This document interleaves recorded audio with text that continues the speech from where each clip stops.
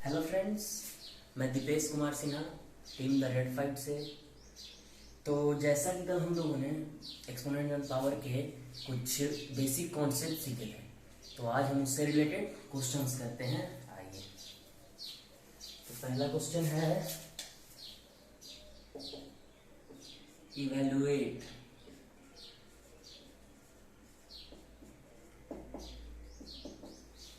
देखते हैं।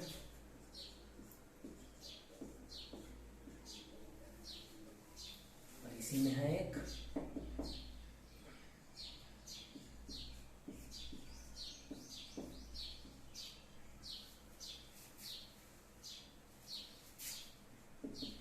तो पहला क्वेश्चन लेते हैं। 3/4 raise to the power 2। 3/4 raise to the power 2। तो क्या करेंगे इसको? तो कल हम सीखे थे 3 का स्क्वायर बाई 4 का स्क्वायर। इट मीन्स 3 को 2 टाइम्स मल्टीप्लाई करेंगे और 4 को 2 टाइम्स मल्टीप्लाई करेंगे। तो देखिए 3 3 जा 9 एंड 4 4 जा 16। तो ये हुआ आपका आंसर। ऐसे ही दूसरे वाले को करेंगे।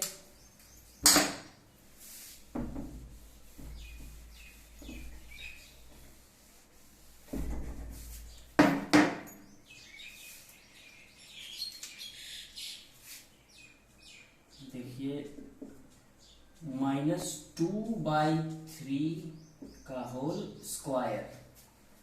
तो इसमें क्या करेंगे? सेम प्रोसेस, -2 का स्क्वायर बाई 3 का square means -2 into -2 by 3 into 3। तो यहां पे एक चीज बताना चाहूंगा कि माइनस इंटू माइनस प्लस होता है, ठीक है? तो हम लोग जब -2 में -2 से मल्टीप्लाई करेंगे तो -4 की नहीं +4 आएगा बाई 3 3 जा 9।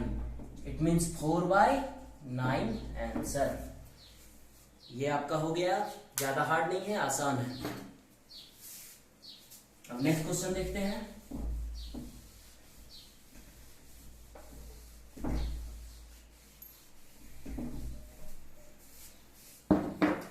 क्वेश्चन नंबर 2 है express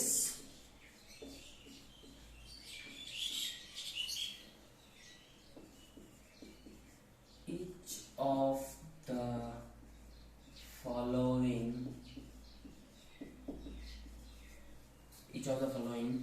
in exponential form in exponential exponential form। ठीक है, तो देखते हैं पहला क्या है। 81/256। तो यहां पे क्या करना है हमें? तो यहां पे देखिए 81 है बाई 256 है, इसको एक्सपोनेंशियल फॉर्म में लिखना है। तो सबसे पहले हम क्या करेंगे? 81 का प्राइम फैक्टराइजेशन करेंगे और उसके बाद 256 का भी प्राइम फैक्टराइजेशन करेंगे। तो देखते हैं 81 का प्राइम फैक्टराइजेशन।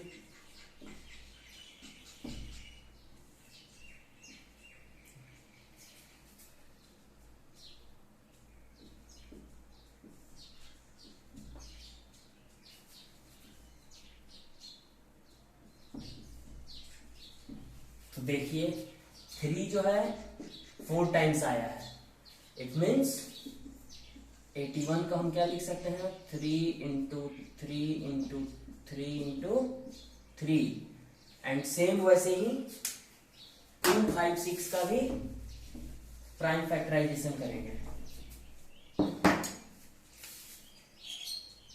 256 का तो 4 से,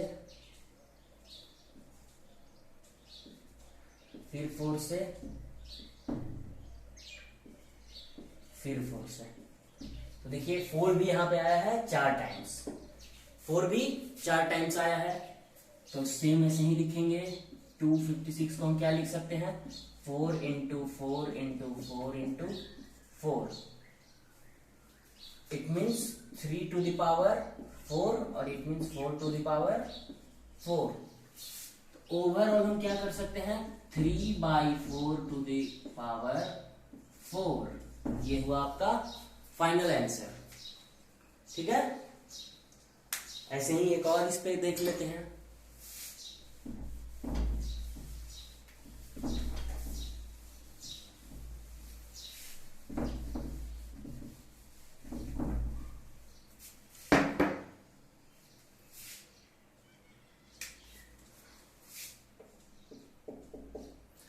-32/243.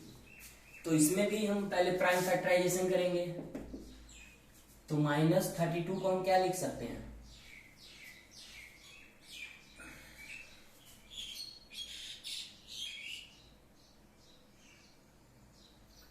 -2 इंटू -2 इंटू -2 इंटू -2 इंटू -2. तो जब हम 5 टाइम्स मल्टीप्लाई करेंगे 2 को -2 को तो -32 आएगा. आप करके देख सकते हैं. और वैसे ही 243 को करेंगे, 243 का करेंगे तो 3 को हम 3 इंटू 3 इंटू 3 इंटू 3 इंटू 3, ये भी 5 टाइम्स करेंगे. मीन्स -32/243 को हम क्या लिख सकते हैं, तो -2 का पावर 5/3 का पावर 5 मीन्स -2/3 होल का पावर 5. ये हुआ आपका आंसर. अब आते हैं अगले एग्जांपल की तरफ.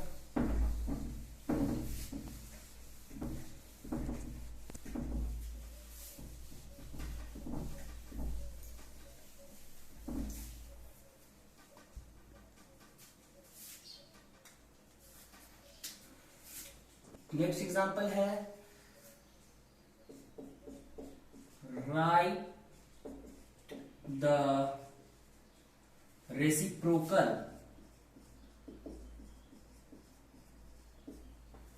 of the following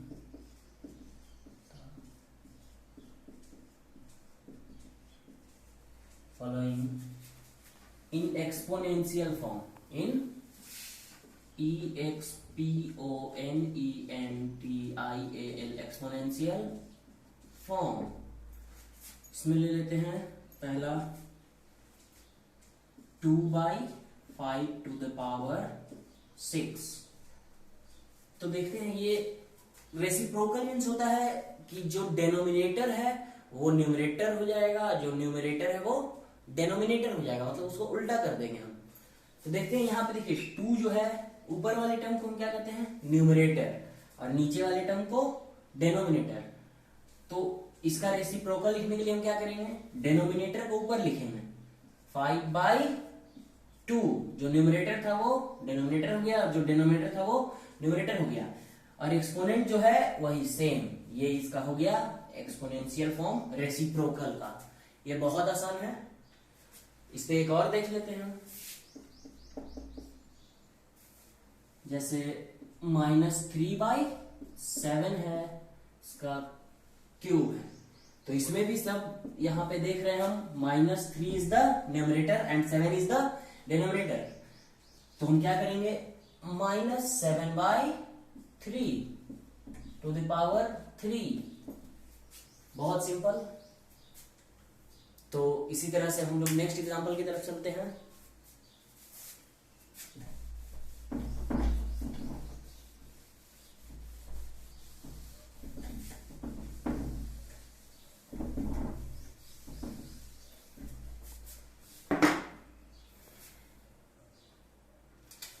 एक एग्जांपल है चौथा, which one is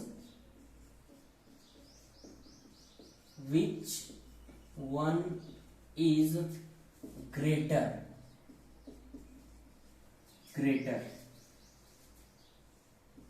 8 to the power 2 और 2 टू द पावर 8 मीन्स कि इन दोनों में बड़ा कौन सा है, 8 टू द पावर 2 है या 2 टू द पावर 8, बड़ा कौन सा है। ठीक है, तो देखते हैं हम, तो देखते हैं कौन दोनों में बड़ा है। तो देखते हैं 8 का स्क्वायर लिखे मीन्स 8 इंटू 8, तो 8 इंटू 8 क्या होता है, 8 8 जा 64। ठीक है, अब 2 टू द पावर 8 लिखते हैं means 2 into 2 into 2 into 2 into 2 into 2 into 2 into 2। तो ये कितना होता है, 2 टू जा 4, 4 टू जा 8, 8 टू जा 16, 32, 64, 128 एंड 128 एंड 256, तो 256। तो अब खुद देख लीजिए कौन बड़ा है। इसमें तो सिंपल, यहां पे साफ पता चल रहा है कि 2 टू द पावर 8 बड़ा है, इसलिए therefore 2 to the power 8 is greater than 8 to the power 2। ये हुआ आपका आंसर। ठीक है, अब ऐसा भी क्वेश्चन बन जाएगा। अब आते हैं नेक्स्ट एग्जांपल पे।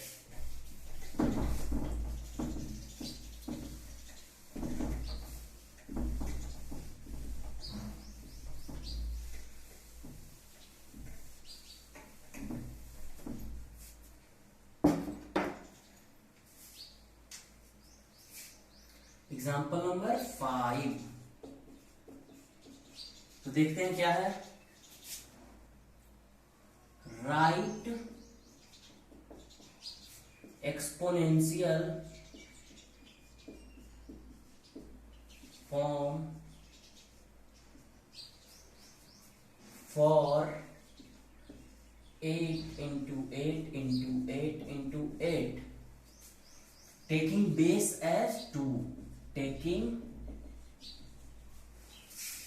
base as 2 मीन्स हमें ये जो है 8 इंटू 8 इंटू 8 4 टाइम्स, इसे लिखना है एक्सपोनेंशियल फॉर्म में, बट बेस ये नहीं होना चाहिए, बेस जो है ये 2 होगा बेस। तो देखते हैं कैसे करेंगे, सॉल्यूशन देखते हैं। सबसे पहले 8 4 टाइम्स है, तो देखते हैं 8 4 टाइम्स है तो उसको क्या लिख सकते हैं, 8 इंटू 8 इंटू 8 इंटू 8 को क्या लिख सकते हैं, 8 टू द पावर 4। ठीक है, अब 8 को हम क्या लिख सकते हैं, 2 इंटू 2 इंटू 2 लिख सकते हैं ना। 8 को हम क्या लिख सकते हैं, 2 इंटू 2 इंटू 2, तो 2 इंटू 2 इंटू 2 है मीन्स 2 का क्यूब। अब देखिए तो हम 8 को अगर लिख सकते हैं तो 8 टू द पावर 4 को ऐसे लिख सकते हैं, 2 का क्यूब का होल का पावर 4। तो कल हम लोगों ने एक चीज पढ़ा था, यहां साइड में थोड़ा रिकैप करते हैं कि a to the power m to the power n।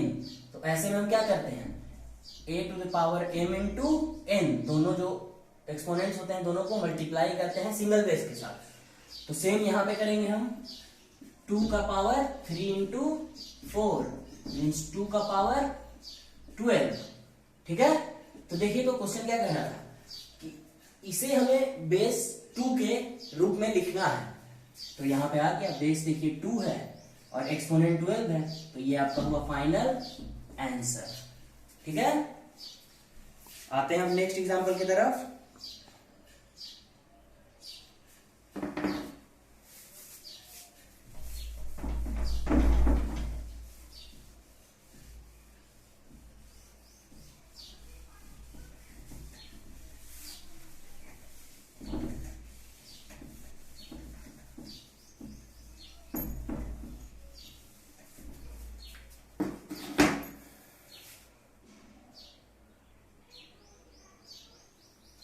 Example number 6, तो इसमें क्या है, इवेलुएट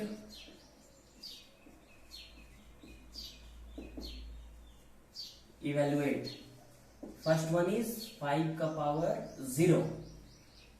तो 5 का पावर 0, तो कल हम लोगों ने एक चीज पढ़ा था कि a to the power 0 is equal to 1। Means कोई भी नंबर हो, चाहे वो कितना बड़ा भी नंबर हो, लेकिन अगर पावर में, एक्सपोनेंट में 0 हो, बेस कुछ भी हो बट पावर में 0 हो, तो वो 1 होता है, उसका वैल्यू 1 होता है। तो वैसे ही देखिए यहाँ पे 5 है, 5 टू द पावर 0, तो क्या हो जाएगा 1। आंसर बहुत सिंपल। वैसे ही दूसरा एग्जांपल देखते हैं, क्या है -6 टू द पावर 0। तो अब क्या, सेम वही, क्या हो जाएगा 1। माइनस है, फिर भी कोई भी नंबर हो उसका पावर अगर 0 होगा तो वो 1 के बराबर होगा, उसका वैल्यू 1 हो जाएगा। अब थर्ड देखते हैं एग्जांपल, क्या है 2 to the power 0 plus 3 to the power 0। ये कैसे बनेगा? तो ये भी सिंपल है। देखिए तो 2 टू द पावर 0, इसका वैल्यू कितना होगा 1, तो यहां 1 लिखे। वहीं से ही 3 टू द पावर 0, तो क्या होगा 1, तो प्लस है तो प्लस और 1, तो 1 1 2। Answer quite simple. अब नेक्स्ट क्वेश्चन देखते हैं, last question.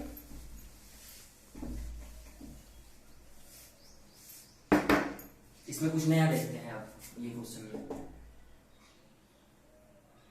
9 into 3 to the power n is equal to 3 to the power 6।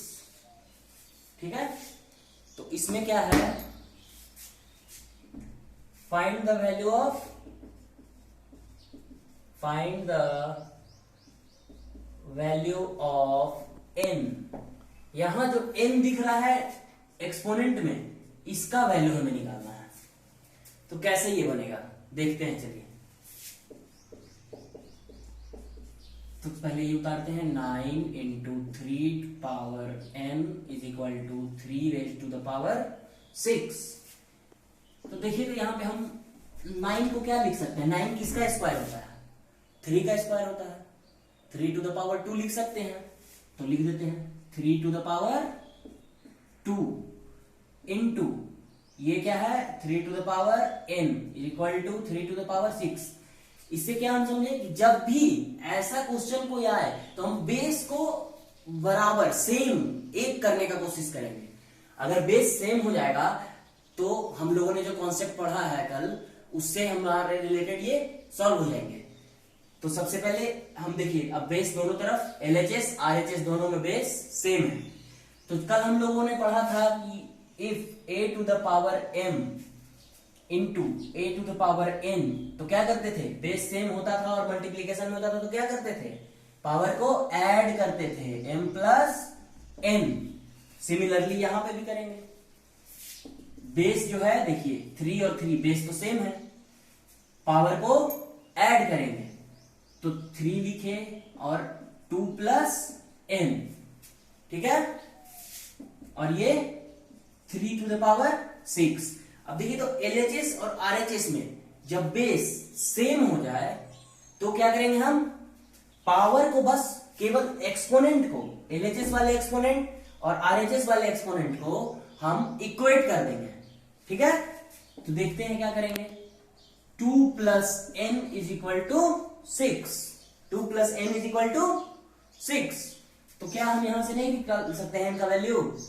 We can find n is equal to क्या हो जाएगा, n is equal to 6 minus 2। कैसे हुआ, तो यहां पे देख रहे हैं हम LHS में 2 जो है ये प्लस में है और हमें n की वैल्यू निकालनी है, तो इस 2 को हम उस तरफ ले जाएंगे तो क्या होगा, यहाँ पे माइनस में आ जाएगा। तो n इज इक्वल टू क्या आ गया हमारा वैल्यू 4 आ गया आंसर। और क्या था क्वेश्चन है, find the value of n। तो ये भी सिंपल है, कुछ हार्ड नहीं है। तो इसी तरह से आप कंटिन्यू स्टडी कीजिए, आगे के प्रॉब्लम्स हम कल देखेंगे। Thank you.